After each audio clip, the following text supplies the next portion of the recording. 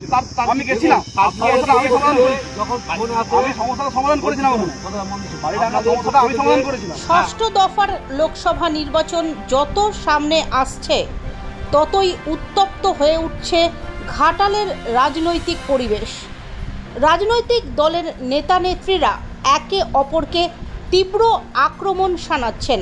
তবে এবার একটু অন্যরকম বাক বিতণ্ডা দেখা গেল ঘাটালের বিজেপি বিধায়কের সাথে তীব্র বাক বিতণ্ডায় জড়িয়ে পড়লেন ঘাটাল থানার আইসি। প্রসঙ্গত, খড়ারে শুভেন্দু অধিকারীর জনসভা রয়েছে 21শে মে। জনসভার প্রস্তুতি চলছিল শনিবার বিকেলে, আর সেই জনসভার মাঠে তৃণমূল পতাকা লাগাতে যায়। বিজেপি কর্মীরা বাধা দেন। খবর পেয়ে ঘটনাস্থলে উপস্থিত হন ঘাটালের বিধায়ক শীতল কপাট। তারপর তৃণমূল কংগ্রেসের কর্মীরা পালিয়ে যায়। পরে ঘটনাস্থলে উপস্থিত হন খড়ার ফাঁড়ির ইনচার্জ। পৌঁছানোর পর বিধায়কের সাথে বচসা শুরু হয় তার। উত্তেজিত হয়ে পড়েন আইসি।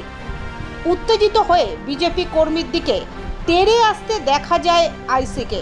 ঘাটালের বিজেপি বিধায়ক শীতল কপাট জানান, 21শে মে আমাদের বিরোধী দলনেতার জনসভা আছে, তো সেখানে আমাদের সমস্ত প্রস্তুতি চলছে, প্যান্ডেল দিয়ে শুরু করে আরও কিছু। ঘাটাল বিধানসভার হচ্ছে পালপুকুর যে রয়েছে, খড়ার পৌরসভার পাশে পালপুকুর, ওইখানেই মাঠে হচ্ছে। অপোজিটে ব্রিজ পিচ রাস্তার অপোজিটে তৃণমূল অনেক ফ্ল্যাগ লাগিয়েছে। আমাদের কোনো আপত্তি ছিল না বা নেই, এখনও নেই। তো আমরা যে দেখলাম যেখানটা আমাদের স্টেজ হচ্ছে তার কোথায় 50 ফুট দূরে সেই মাঠটাই তৃণমূলের ঝান্ডা গাড়ছে। তো আমি বলার পর থেকে তৃণমূলে তারা সরে যায়।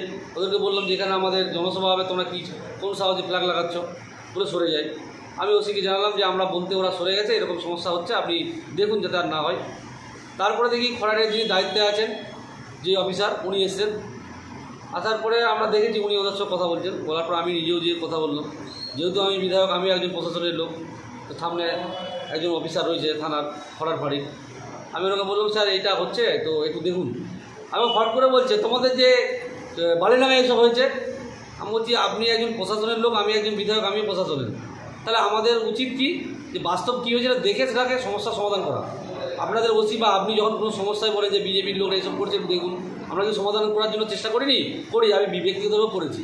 তো আপনার কাছে এটা শুনবো আমি আশা করিনি। তো আপনি প্রশাসনের মতো কথা না বলে তৃণমূল নেতার মতো কথা বলছেন যে বিজেপি এটা করেছে, তাহলে তৃণমূলের পক্ষ হয়ে কথা বলছেন।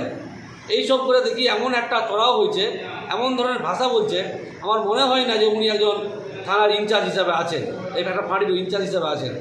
উনি মনে হয় না উনি একজন পুলিশ অফিসার হিসাবে। আমার মনে হচ্ছে উনি একজন তৃণমূলের দাদা, তো দাদাগিরি দেখাচ্ছে। উনি আমার সামনে ক্যামেরা অন করছে। আমি তখন বলেছি যে বিধায়ক একজন অফিসারের সঙ্গে কথা বলছে, তারা পুলিশ অফিসারের সঙ্গে কথা বলছে, সেখানে যদি ক্যামেরা অন করা হয় তাহলে আমারও মোবাইল আছে, ভাই তোমার ক্যামেরা করতো, ভিডিও কল কী বলছে শুনবো। তাহলে এখনই যদি এই পরিস্থিতি হয় নির্বাচনের দিন কী হবে? তো সেই জন্য আমরাও এগুলো কমিশনারকে রিপোর্ট করব এবং এলাকায় যে সমস্ত বিজেপির কর্মী রয়েছে, এলাকার মানুষ রয়েছে, তাদেরকেও জানাবো যে ঘাটালের প্রশাসনের এখনই যদি এইরকম ভাবমূর্তি হয়, নির্বাচনের দিন আরও ভয়ঙ্কর হতে পারে। আপনাদেরকে তৈরি হতে হবে, এখন কি প্রস্তুতি নেন।